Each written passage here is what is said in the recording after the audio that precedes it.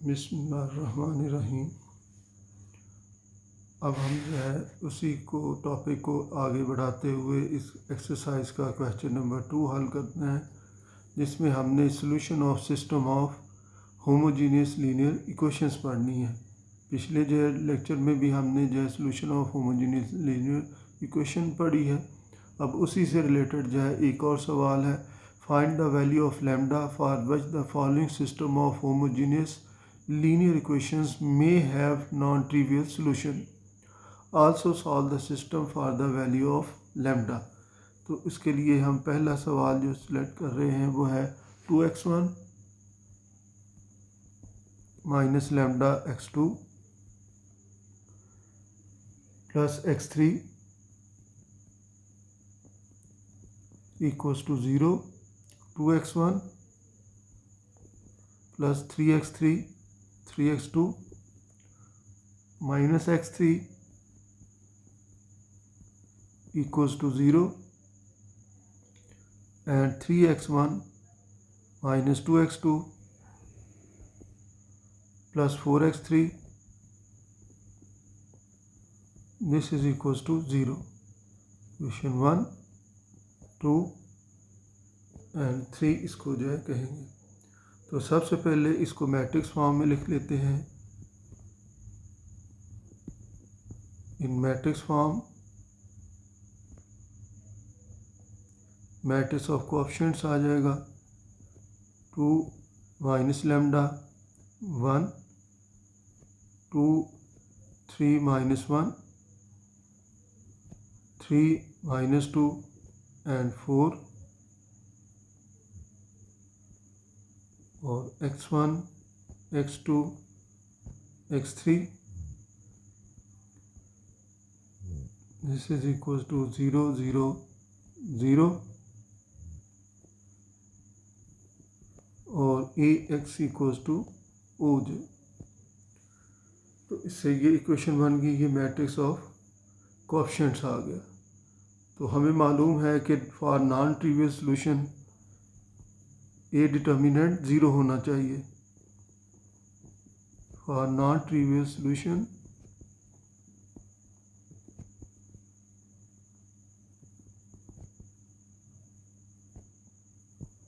A determinant should be equals to 0।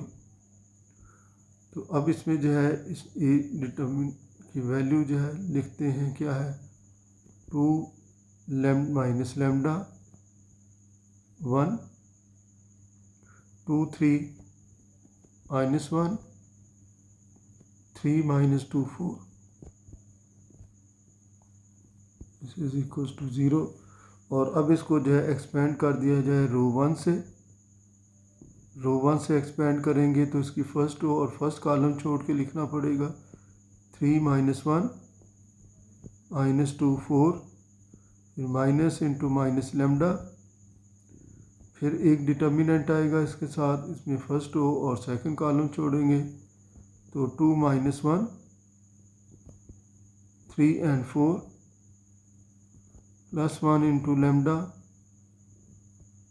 तो इसमें first row और थर्ड कॉलम छोड़ेंगे तो 2 3 3 एंड माइनस 2 इक्वल्स टू 0 आ जाएगा।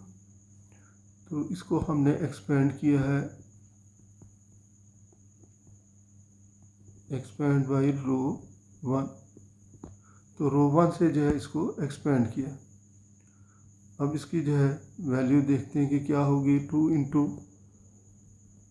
12 minus 2 plus lambda 8 plus 3 and plus 1 minus 4 minus 9 equals to 0। तो 2 into 10 plus lambda into 11 plus 1 into minus 13 equals to 0। 20 plus 11 lambda minus 13 equals to 0। 11 lambda this is equals to ये 7, तो minus 7 आ जाएगा and lambda equals to -7/11 आ गई इसकी value जो है। तो लेमडा की वैल्यू अगर -7/11 होगी तो फिर जो गिवन सिस्टम ऑफ इक्वेशंस है उसका नॉन ट्रिवियल सॉल्यूशन भी एग्जिस्ट करेगा। तो अब उसको मालूम करने के लिए इसकी वैल्यूज़ जो है ये इक्वेशंस में, गिवन इक्वेशंस में हम पुट कर देते हैं।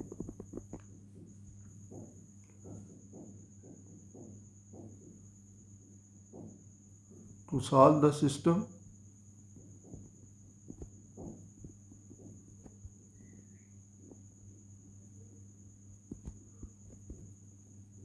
put lambda equals to -7/11 in given equations।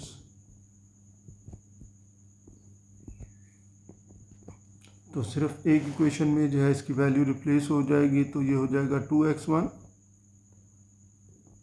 Plus 7/11 x2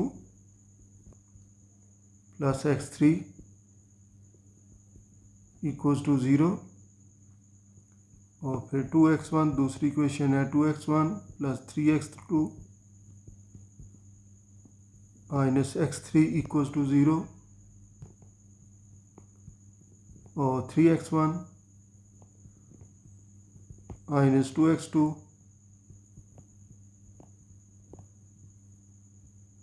plus 4x3 equals to 0।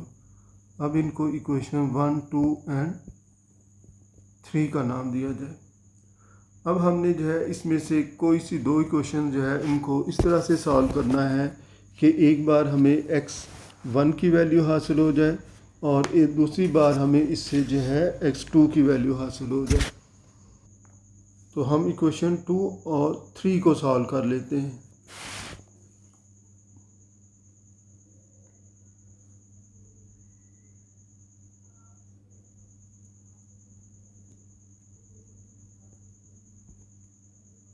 We solve equations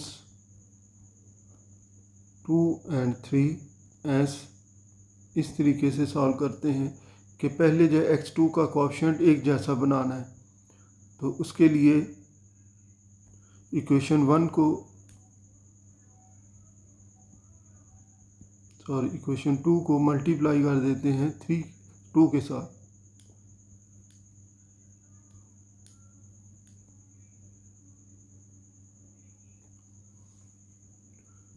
तो 2 से मल्टीप्लाई करेंगे इक्वेशन 2 को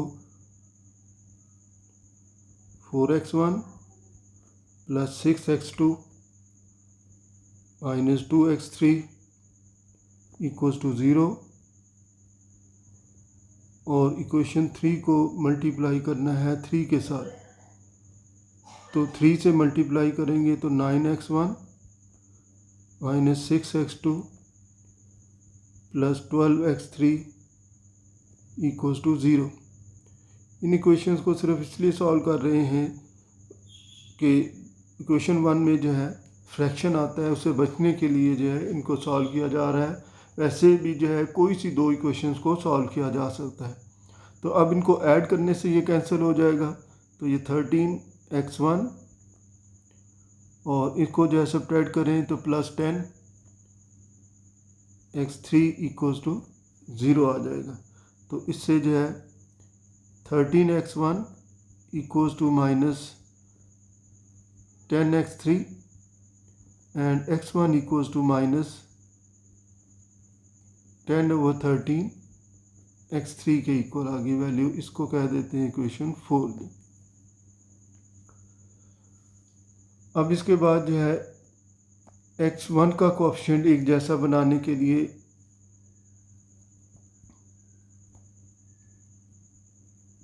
इक्वेशन 2 को मल्टीप्लाई करते हैं 3 के साथ। इक्वेशन 2 मल्टीप्लाई बाई 3 तो 6x1 plus 9x2 minus 3x3 equals to 0। और इक्वेशन 3 को मल्टीप्लाई करते हैं 2 के साथ। तो 2 से इसको मल्टीप्लाई किया तो 6x1 माइनस 4x2 और प्लस 8x3 इक्वल्स टू 0। तो अब इनको सब्ट्रैक्ट करना पड़ेगा ताकि ये टर्म कैंसिल हो सके। उसके लिए साइन चेंज करते हैं, ये कैंसिल हो गई। 13x2 minus 11x3 equals to 0. 13x2 equals to 11x3 and x2 equals to 11/13 x3 और इसको कह देते हैं इक्वेशन 5। अब इन दोनों वैल्यूज़ को x1 और x2 की वैल्यू को उस इक्वेशन में पुट करना है जिसको सॉल्व नहीं किया हमने जो इक्वेशन 1 को सॉल्व नहीं किया तो इक्वेशन 1 में ये वैल्यूज़ पुट कर देते हैं। Put the values of x1 and x2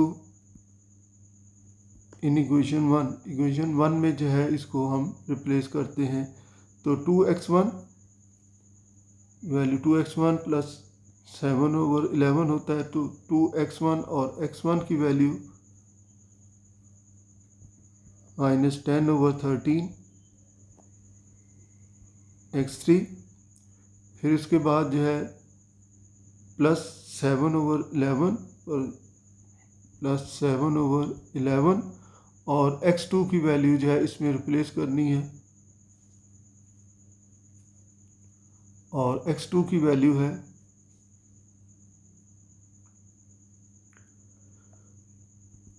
11/13 x3 और प्लस x3 इक्वल्स टू 0।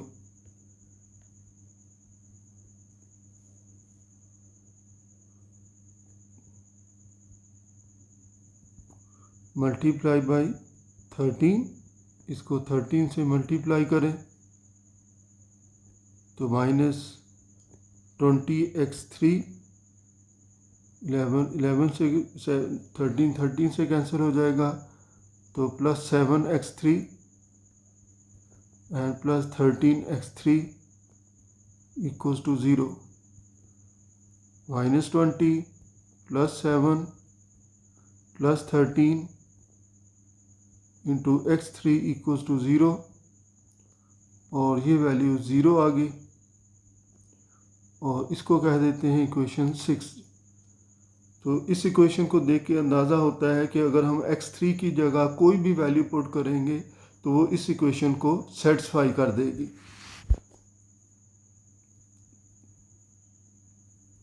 तो from equation 6 we see that this equation is satisfied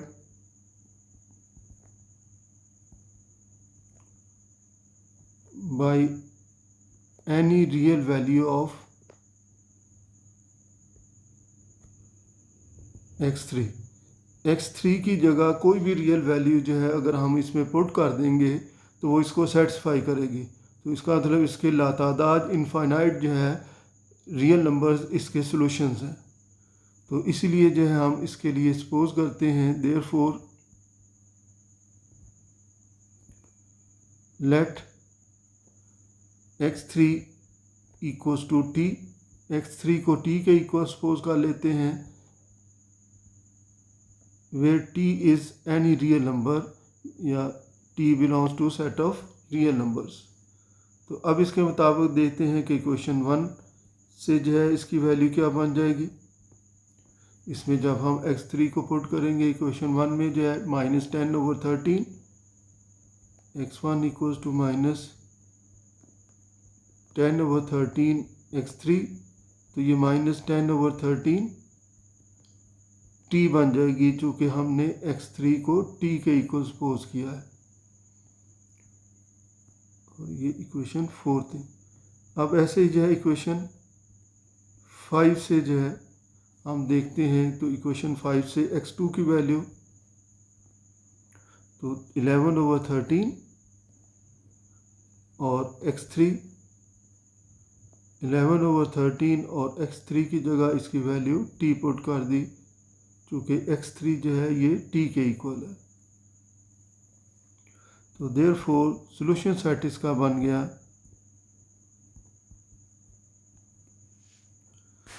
तो सॉल्यूशन सेट में पहले x1 की वैल्यू -10/13 t और x2 की वैल्यू 11/13 t और t जो है इसमें x3 की वैल्यू है where t belongs to set of real numbers और यही फिर इसका जो है सॉल्यूशन है।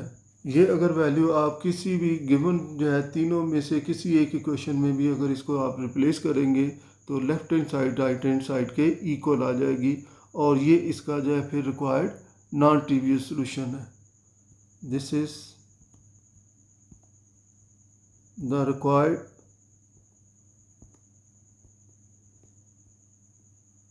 Non trivial solution.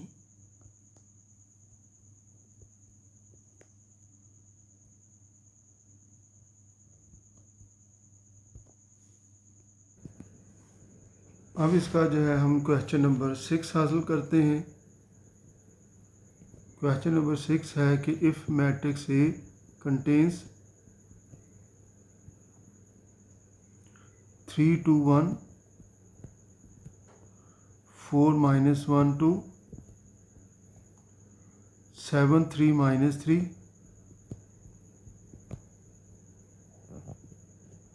Find A inverse.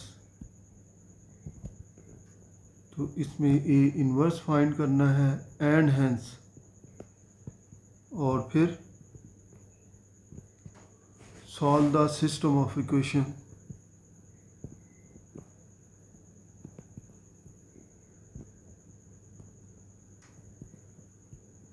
System of equations और ये इक्वेशंस हैं 3x + 4y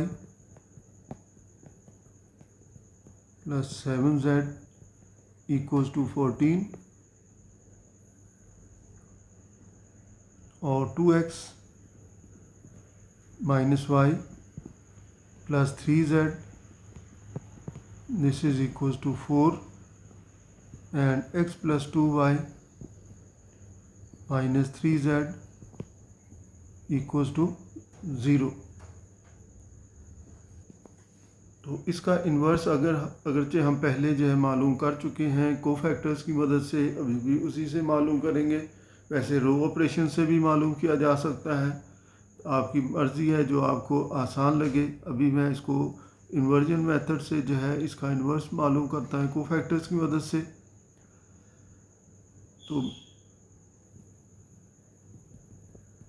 तो सबसे पहले जो है देखते हैं कि क्या इसका ए इन्वर्स एग्जिस्ट भी करता है कि नहीं करता जो है। तो उसके लिए ए डिटर्मिनेंट मालूम करेंगे।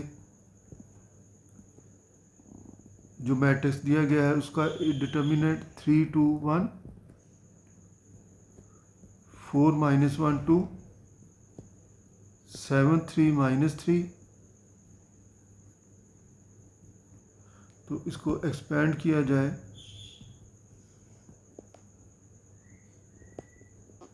एक्सपांड बाय रो 1। तो रो 1 से जब एक्सपेंड करेंगे तो 3 into A determinant, first row और फर्स्ट कॉलम छोड़ के बाकी डिटर्मिनेंट लिखना होता है। फिर -2 इंटू ए डिटर्मिनेंट, तो फर्स्ट रो और सेकंड कॉलम छोड़ेंगे। 4 7 2 -3 +1 इंटू ए डिटर्मिनेंट, तो 4 -1 एंड 7 3 इसमें आ जाएगी वैल्यू। अब इसको इवेल्युएट कर लेते हैं। तो 3 इंटू 3 -6 -2 इंटू -12 -14 +1 इंटू 12 + 7। तो मज़ीद सिंप्लीफाई करें तो 3 इंटू -3 -2 इंटू -26 एंड +1 इंटू 19, तो -9 plus 52 plus 19 and this is equals to 62 which is not equal to 0. ये 0 के इक्वल नहीं है, तो this implies that A inverse exists, कि A inverse की वैल्यू एग्जिस्ट करती है, क्योंकि ये नॉन सिंगुलर मैट्रिक्स बनेगा। तो ये था इसका पहला स्टेप कि इसका डिटर्मिनेंट मालूम करके चेक किया कि इन्वर्स एग्जिस्ट करता है कि नहीं करता। अब दूसरा स्टेप ये है कि हम कोफैक्टर फाइंड करते हैं। Now we find cofactors.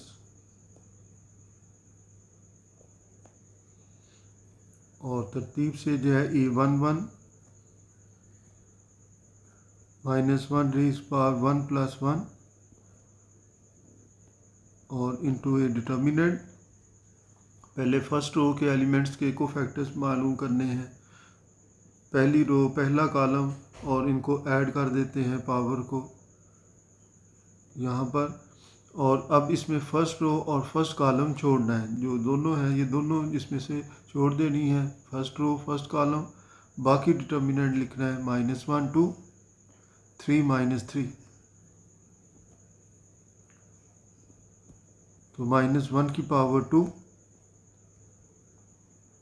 और 3 - 6, तो +1 × -3 दिस इज इक्वल्स टू -3। तो ये वैल्यू जो है फिर इसकी -3 के इक्वल आ गई। पहला जो है कोफैक्टर इसका -3 के इक्वल। अब इसके बाद अगला कोफैक्टर A12 -1 की पावर 1 + 2। तो अब पहली रो और सेकंड कॉलम जो है इसमें से छोड़ना है, तो पहली रो और सेकंड कॉलम छोड़ेंगे तो 4 7 और 2 -3 this is equals to -1 raised power 3 और -12 -14 -1 × -26, तो दिस इज इक्वल्स टू 26 आ गई इसकी वैल्यू। फिर A13 -1 की पावर 1 + 3। अब फर्स्ट रो और थर्ड कॉलम छोड़ना है, तो फर्स्ट रो और थर्ड कॉलम छोड़ेंगे तो 4 7 -1 3, तो -1 की power 4 12 + 7 +1 × 19 this is equals to 19।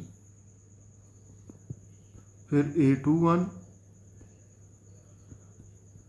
-1 की पावर 2 + 1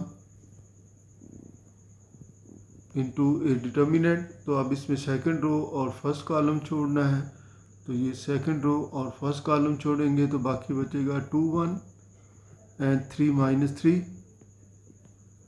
तो दिस इज इक्वल टू -1 की पावर 3 -6 -3 -1 × -9, तो दिस इज इक्वल्स टू +9। तो इसकी वैल्यू जो है फिर इस लिहाज से +9 के इक्वल बनी। अब इसके बाद अगले जो है A22 -1 की पावर 2 + 2 इंटू ए डिटर्मिनेंट। तो इसमें सेकंड रो और सेकंड कॉलम छोड़ के जो है हमने इसकी वैल्यू लिखनी है, तो बनेगी 3 1 और 7 -3।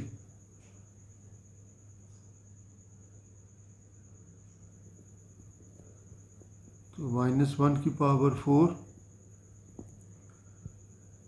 -9 -7 +1 × -16,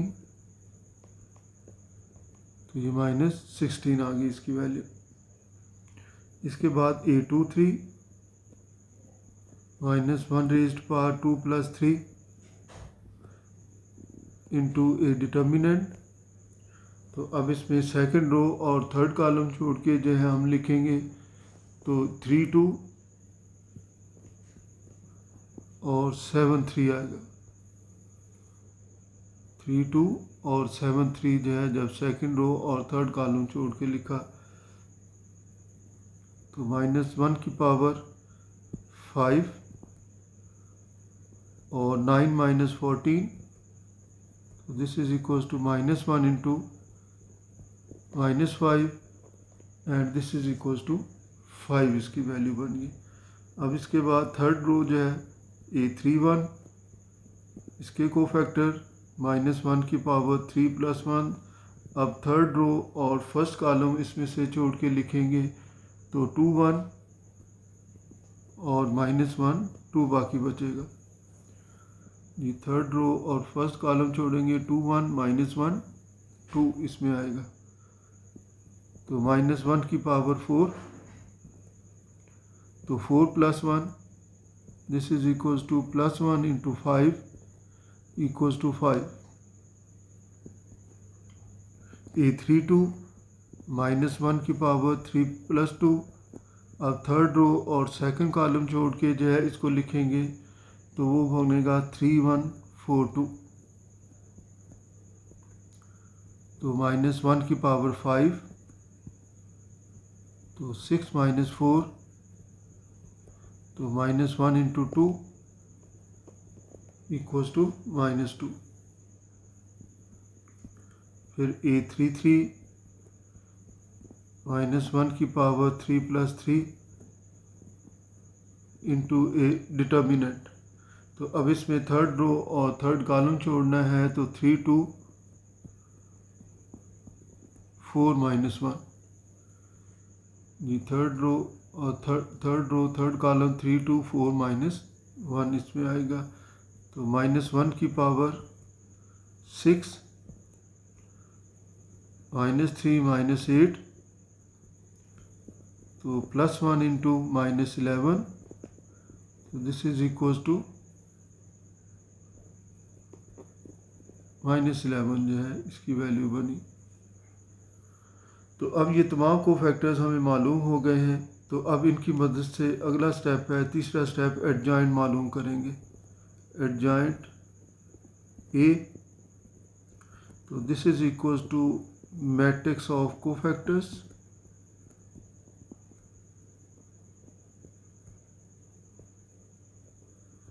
कोफैक्टर्स का जो मैट्रिक्स है उसका ट्रांसपोज करेंगे। तो पहले जो है मैट्रिक्स ऑफ कोफैक्टर्स हम लिख लेते हैं। क्या बने, क्या मालूम किया हमने जो है -3 26 19, -3 26 एंड 19 और इसका ट्रांसपोज करना है।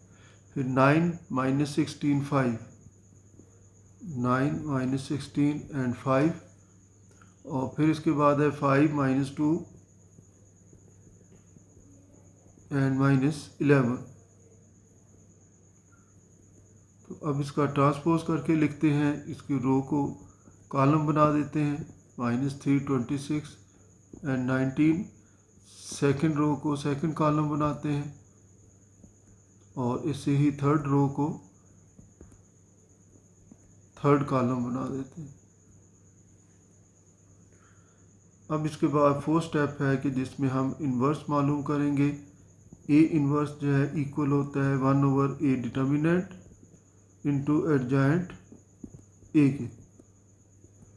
तो ए डिटर्मिनेंट की वैल्यू हमने 62 मालूम की थी, ये 62 है, तो 1/62 into A matrix adjoint A, और एडजॉइंट ए की वैल्यू है -3 26 19 9 -16 5 5 -2 और -11। और अब इसको जो है डिवाइड कर दें हर एलिमेंट को 62 के साथ, -3/62 9/62 5/62, और इसको सिंप्लीफाई करेंगे तो 13/31 आ जाएगा, और ये भी जो है फिर इस लिहाज से -8/31 -1/31 19/62 5/62 एंड -11/62। तो ये इसके जो है ए इन्वर्स की वैल्यू आ गई। तो ये तो पहला हिस्सा इस सवाल का मुकम्मल हुआ कि इसका इन्वर्स मालूम करें। तो ये इन्वर्स मालूम कर लिया। अब हम इसको जो है सॉल्व करते हैं। Now we solve given equations. तो जो गिवन इक्वेशंस हैं वो हैं 3x + 4y + 7z = 14, 2x - y + 3z = 4, x + 2y - 3z = 0। तो सबसे पहले इनको मैट्रिक्स फॉर्म में लिख लेते हैं। इन मैट्रिक्स फॉर्म पहले मैट्रिक्स ऑफ कोफैक्टर्स आ जाए, मैट्रिक्स ऑफ कोएफिशिएंट्स आ जाएगा 3, 4 and 7, 2 - 1 3, 1 2 -3, और x y z this is equals to 14 4 and 0।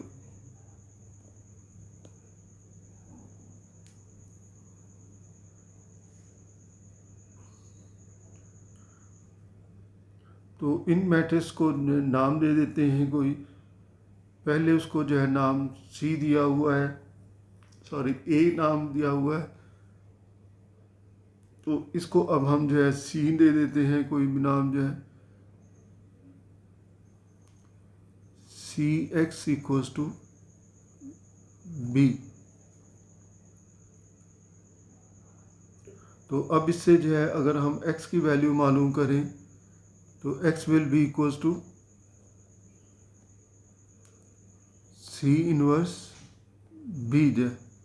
और ये मैं पहले आपको बता चुका हूँ कि C को जब दूसरी साइड पे शिफ्ट करना है तो ये अगर x की लेफ़्ट साइड पे है तो C इन्वर्स B दूसरी साइड पे लेफ़्ट साइड पे ही रहेगा, ये राइट साइड पे नहीं आएगा। क्योंकि मैट्रिसेस को मल्टीप्लाई करते वक्त जो है ख्याल रखना पड़ता है कि किस तरह से मल्टीप्लाई करते हैं, क्योंकि मैट्रिसेस में जो है कम्यूटेटिव प्रॉपर्टी मल्टीप्लिकेशन के लिहाज से होल्ड नहीं करती।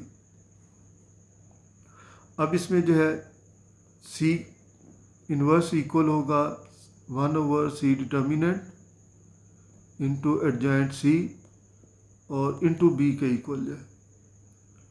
तो अब इसमें देखते हैं कि क्या है। वेयर C इक्वल है इस मैट्रिक्स के 3 2 1 4 - 1 2 एंड 7 3 -3। अगर हम गौर करें तो ये मैट्रिक्स जो है ये A ट्रांसपोज के इक्वल है। अगर हम गिवन मैट्रिक्स जो मैट्रिक्स शुरू में दिया गया था, अगर इसका हम ट्रांसपोज करें तो यही मैट्रिक्स बनता है।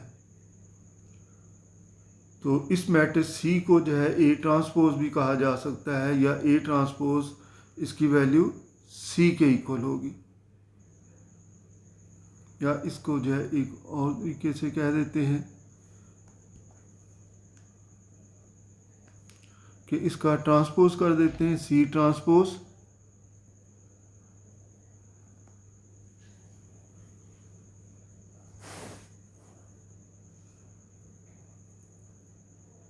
तो C ट्रांसपोज इक्वल होगा 3 4 7 2 - 1 3 1 2 एंड -3, और ये मैट्रिक्स ए के इक्वल है, ये गिवन है matrix.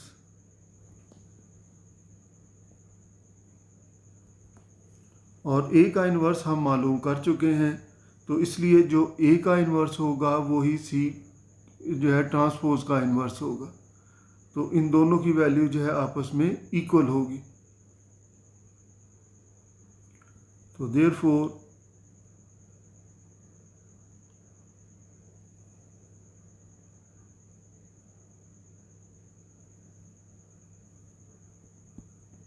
since A inverse this is equals to 1/62, ये हम पीछे जो है मालूम कर चुके हैं। A inverse 1/62 into A matrix, और मैट्रिक्स क्या है इसका, जिसका हमने जो है इन्वर्स मालूम किया है -3 26 19 9 -16 5 5 -2 एंड -11। तो एक ही जगह फिर इसकी वैल्यू लिख दें, तो this implies that C transpose का इन्वर्स जो है ये इक्वल हो गया 1/62 इंटू -3 26 19 9 -16 5 5 -2 एंड -11। चूँकि ए जो है वो सी ट्रांसपोज के इक्वल है, जो सी ट्रांसपोज की वैल्यू वही मैट्रिक्स ए की वैल्यू है, और ए का इन्वर्स हम मालूम कर चुके हैं पहले ही, तो इसलिए जो है ये इसकी वैल्यू आ गई। तो इसमें जो है फिर इसका सलूशन मालूम करने के लिए हम इसको पुट कर देते हैं, सी इन्वर्स की वैल्यू जो है ये इक्वेशन, अगर पहले हमने कोई नाम नहीं दिए हुए इक्वेशन के तो इसको इक्वेशन 1 कह देते हैं। तो जब हम फिर जो है therefore C inverse will be equals to, तो अब हमें जो है इसका ट्रांसपोज करना पड़ेगा कि दूसरी तरफ जो है -3 26 19 9 -16 5 5 -2 -11, और इसका ट्रांसपोज हो जाएगा। जो ट्रांसपोज इधर है वो दूसरी तरफ चला जाएगा,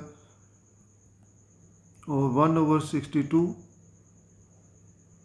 इंटू -3 9 5 26 -16 -2 19 5 एंड -11 आ जाए। तो अब ये वैल्यूज़ इक्वेशन 1 में पुट कर देते हैं, put the values in equation 1। तो चूँकि जो है ये सवाल में भी कहा गया है कि हैंस सॉल्व, यानी कि उसी की मदद से सॉल्व करना है जो हमने पहले इन्वर्स मालूम किया हुआ है, सिर्फ वो ट्रांसपोज का फ़र्क था तो उसका ट्रांसपोज कर दिया। तो इससे जो है x की वैल्यू फिर आ जाएगी 1/c determinant into adjoint of c, या बल्कि जो है इसको सी इन्वर्स ही रहने देते हैं, सी इन्वर्स b जो है इसमें करते हैं, सी इन्वर्स b। तो सी इन्वर्स की वैल्यू है 1/62 into A determinant, sorry into A matrix -3 9 5 26 -16 -2 19 5 and -11, और यहाँ पर मैट्रिक्स बी लिखना है, और बी की वैल्यू है 14 4 एंड 0। तो अब इसको कैलकुलेट करते हैं, 1/62 मल्टीप्लाई कर देते हैं, तो माइनस,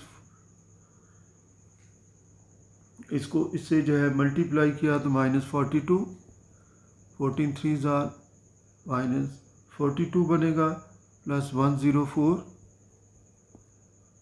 प्लस 0, और इसी तरह से 14 9s are 126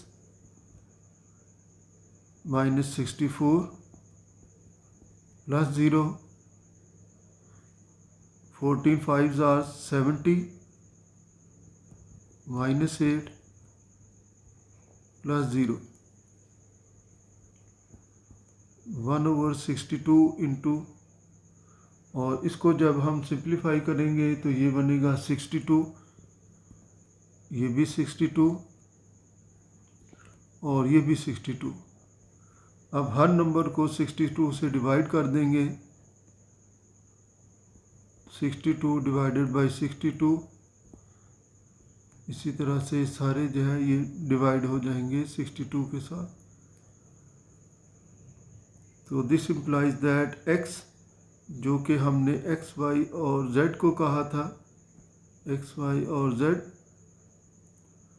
तो दिस इज इक्वल टू 1 1 1 के इक्वल, ये इससे कैंसिल हुआ, ये इससे और ये इससे कैंसिल हुआ, तो ये 1 1 इसकी वैल्यू आ गई। तो this implies that x equals to 1, y equals to 1 and z equals to 1. These are the solution of the equation. This is the